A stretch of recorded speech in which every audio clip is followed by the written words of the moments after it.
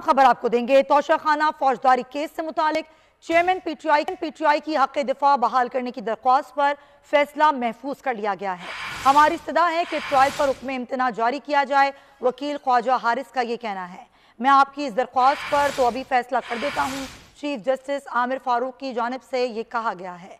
आपको आगाह कर रहे हैं, तोशाखाना फौजदारी केस से मुतालिक चेयरमैन पीटीआई की हक दिफा बहाल करने की दरख्वास्त पर फैसला महफूज कर लिया गया है। हमारी इस्तदा है कि ट्रायल पर हुक्म इम्तना जारी किया जाए। वकील ख्वाजा हारिस की जानिब से ये कहा गया। इस पर चीफ जस्टिस ने कहा कि मैं आपकी इस दरख्वास्त पर अभी फैसला कर देता हूँ। आपको आगाह करें, फौजदारी केस से मुतालिक चेयरमैन पीटीआई की जानिब से हक दिफा की दरख्वास्त दी गई थी और इस हक दिफा को बहाल करने की दरख्वास्त पर अब फैसला महफूज किया गया है।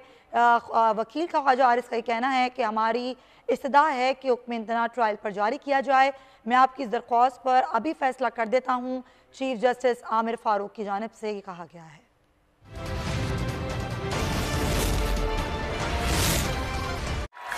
आज होगा टक्कर का मुकाबला।